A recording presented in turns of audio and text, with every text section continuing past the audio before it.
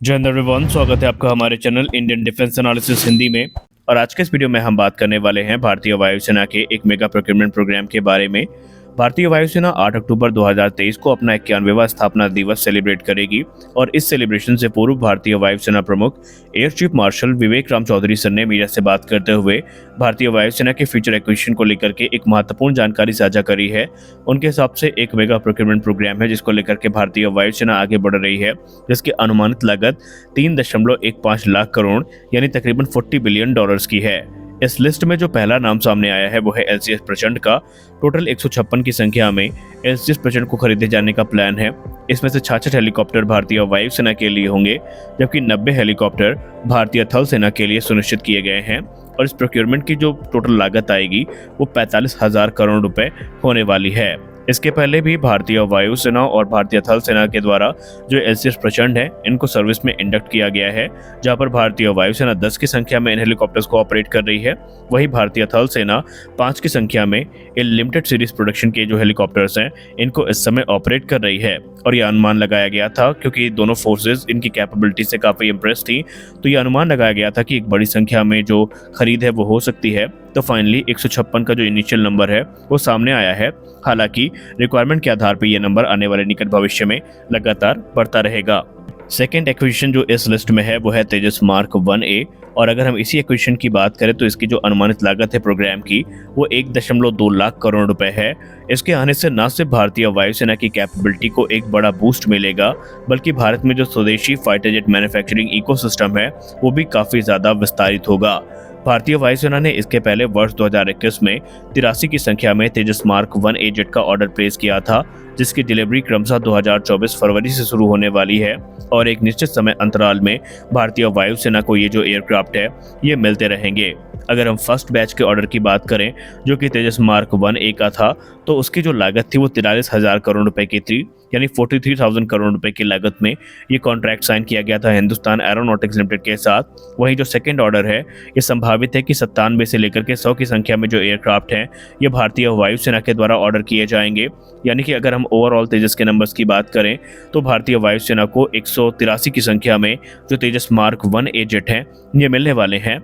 लेकिन अगर हम तेजस मार्क 1 को काउंट करें तो ये नंबर 220 को भी पार कर जाता है। यानी कि आने वाले निकट भविष्य में भारतीय वायुसेना में आपको बड़ी संख्या में जो स्वदेशी फाइटर एयरक्राफ्ट हैं वो देखने को मिलने वाले हैं। तीसरा बड़ा जो प्रोग्राम है भारतीय वायुसेना का वो है माइटी सुपर सुखोई का। जी हाँ, सुपर सुखोई अपग्रेड को लेकर के भी फाइनली कुछ आधिकारिक बयान अब सामने आया है, जहां पर यह कहा जा रहा है कि भारतीय वायुसेना अपने सुखोई 30 MKI की कैपेबिलिटी को कई गुना ज़्यादा बढ़ाने वाली है। और इसके लिए बाकायदा जो 65,000 करोड़ रुपए का जो एक एस्टिमेटेड प्रोजेक्ट है ये शुरू किया जाएगा। जो सुखोई 30 MKI का अपग्रेड है इसमें हिंदुस्तान एरोनॉटिक्स लिमिटेड पूरी जिम्मेदारी उठाएगी, जहां पर भारतीय वायुसेना की रिक्वायरमेंट के आधार पर इसे एडवांस रेडार से इक्विप किया जाएगा, एडवांस एवियोनिक्स से इक्विप किया जाएगा और दूसरे जो वेपन सिस्टम है ये सुखोई 30 MKI का हिस्सा बनेंगे। अगर हम उत्तम एसआई रेडार की बात करें, यानी वो स्वदेशी रेडार जिससे सुखोई 30 MKI को सुसज्जित किया जाना है या अपग्रेड किया जाना है, तो ये जो रेडार है ये इस समय अपने डेवलपमेंट फेज से गुजर रहा है। और एक रिपोर्ट के हिसाब से उत्तम ऐसा रेडार जो सुखोई 30 MKI के लिए विकसित किया जाएगा उसमें 1912 से लेकर के 2048 TR मॉड्यूल्स हमें देखने को मिल सकते हैं, जो कि इसे एब्सोल्यूट बीस्ट बना देंगे और अपने कैटेगरी का ये सबसे खतरनाक फ्लैंकर बन जाएगा।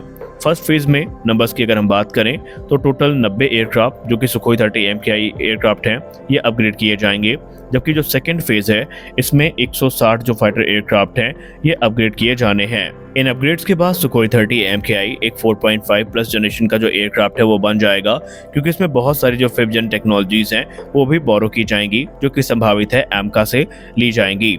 कुल मिलाकर के अगर हम बात करें तो ये एयरक्राफ्ट एक लंबे समय तक भारतीय वायुसेना की सर्विस में होने वाले हैं और इस समय ये भारतीय वायुसेना की बैकबोन है। और यही कारण है कि भारतीय वायुसेना चाहती है कि इन्हें एडवांस सेंसर एवियोनिक्स से इक्विप किया जाए ताकि इनकी लेथैलिटी को और भी ज़्यादा बढ़ाया जा सके। भारतीय वायुसेना की इस लिस्ट में आपको सिर्फ अटैक हेलीकॉप्टर या फिर फाइटर जेट ही देखने को नहीं मिलेंगे, बल्कि भारतीय वायुसेना इस समय स्पाई प्लेन या फिर SCA एयरक्राफ्ट, जिसको हम सिग्नल इंटेलिजेंस या कम्युनिकेशन जैमिंग एयरक्राफ्ट के नाम पे भी जानते हैं, इस पे भी काम कर रही है। रिपोर्ट के हिसाब से भारतीय वायुसेना ने ये प्लान किया है कि वो 7 की संख्या में एयरबस A321 प्लेटफॉर्म को खरीदेंगी और उन्हें आगे चल के defence research and development organisation के द्वारा डेवलप किए गए जो सेंसर्स हैं, इनसे इंटीग्रेट किया जाएगा और ये जो एयरक्राफ्ट होंगे इंडियन एयरफोर्स के आई स्टार रिक्वायरमेंट को पूरा करेंगे। ये एयरक्राफ्ट कितने खास है इसका अंदाजा आप इसी से लगा सकते हैं कि जब ये बन के तैयार हो जाएंगे तो ये बैटलफील्ड ट्रांसपेरेंसी और जो सिचुएशनल अवेयरनेस है इंडियन आर्म फोर्सेस की, उसको काफी ज्यादा बूस्ट करने वाले हैं। इसके अलावा भारतीय वायुसेना प्रमुख ने जो नेत्र इवैक है इसको लेकर के भी कुछ जानकारियां साझा करी है, जहां पर एडिशनल नेत्र मार्क 1 को लेकर के उन्होंने बातचीत करी है। वही नेत्र मार्क 2 प्रोग्राम को लेकर के भी उन्होंने कुछ हिंट दिए हैं कि उसका जो डेवलपमेंट है वो पूरी रफ्तार के साथ आगे बढ़ रहा है और भारतीय वायुसेना इस प्रोग्राम को ट्रैक भी कर रही है। एक लंबा सवाल जो भारतीय वायुसेना को लेकर के अक्सर ये पूछा जाता था कि भारतीय वायुसेना अपनी जो चीता और चेतक हेलीकॉप्टर की पुरानी फ्लीट है, इस पर कोई बड़ा निर्णय कब लेगी, कब इस पे जो भारतीय वायुसेना का ध्यान है वो जाएगा। तो 5वां जो प्रोग्राम है भारतीय वायुसेना की लिस्ट में वो इन्हीं हेलीकॉप्टर से संबंधित है। दरअसल भारतीय वायुसेना चीता और चेतक जैसे जो पुराने हेलीकॉप्टर हैं जो कि अपनी सर्विस लाइफ को लगभग पूरा कर चुके हैं, इनके रिप्लेसमेंट के लिए भी एक खाका तैयार कर चुकी है।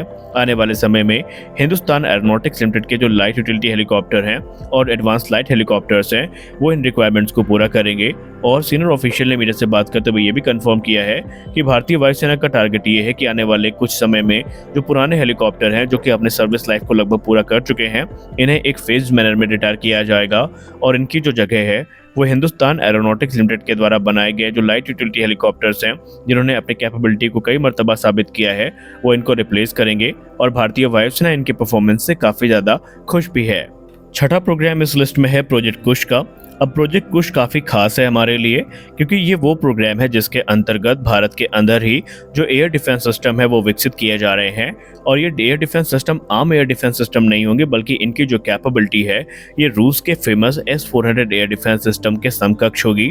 इस पर बात करते हुए भारतीय वायुसेना प्रमुख ने ये कहा है कि हमने अपनी ज़रूरत के हिसाब से रूस से जो 5 रेजिमेंट हैं S-400 एयर डिफेंस सिस्टम की वो खरीदी हैं। इनमें से 3 रेजिमेंट डिलीवर की जा चुकी हैं और बाकी की जो 2 रेजिमेंट हैं ये रशिया यूक्रेन युद्ध के चलते काफी प्रभावित हुई हैं, लेकिन स्वदेशी तौर पर भी इस समय भारतीय वायुसेना अपनी रिक्वायरमेंट को पूरा कर रही है। और इस समय भारतीय वायुसेना 5 यूनिट जो कि LRSAM यानी long range surface to air missile system की है उनके तरफ जा रही है। और ये जो प्रोजेक्ट है इसकी जो अनुमानित लागत है वो 14,500 करोड़ रुपए है और जो ये अप्रूव भी कर दी गई है। यानी ये जो प्रोग्राम है ये पूरी रफ्तार के साथ आगे बढ़ रहा है, जहां पर भारतीय वायुसेना के लिए ऐसे एयर डिफेंस सिस्टम विकसित किए जाएंगे जिनकी capability S-400 air defence system के समकक्ष होने वाली है। 7वां जो प्रोग्राम है इस लिस्ट में वो है CIWS का यानी क्लोज इन वेपन सिस्टम का, जो कि तकरीबन 7,500 करोड़ रुपए का है। इसमें भारतीय वायुसेना क्लोज इन वेपन सिस्टम को खरीदने वाली है और इसके लिए जो क्लियरेंस है बहुत जल्दी मिनिस्ट्री ऑफ डिफेंस से मिल जाएगी। इसमें जो क्लोज रेंज के टारगेट हैं या लो फ्लाइंग टारगेट्स हैं इनको न्यूट्रलाइज किया जा सकेगा।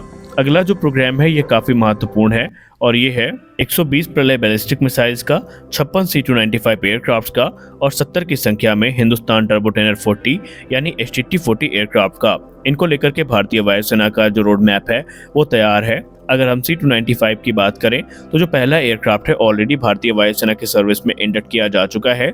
वहीं जो HTT-40 है इनकी डिलीवरी संभावित है कि 2024 के अंत तक या 2025 से शुरू की जाएंगी, क्योंकि अभी एक क्रिटिकल अप्रूवल है, सर्टिफिकेशन प्रोसेस है, वो अभी तक पूरा नहीं हो पाया है। जैसे ही फाइनल प्रोडक्शन सर्टिफिकेशन मिलेगा इस पे जो कार्य है वो युद्ध स्तर पे शुरू किया जाएगा। जैसे ये सारे प्रोग्राम अप्रूव कर दिए जाते हैं तो निस्संदेह इनमें भारतीय वायुसेना की जो कैपेबिलिटी है इनसे काफी ज्यादा इनहेंस होने वाली है। तो आज के इस वीडियो में बस इतना ही। मिलते हैं अगले वीडियो में कुछ और अपडेट्स के साथ, तब तक के लिए जय हिंद।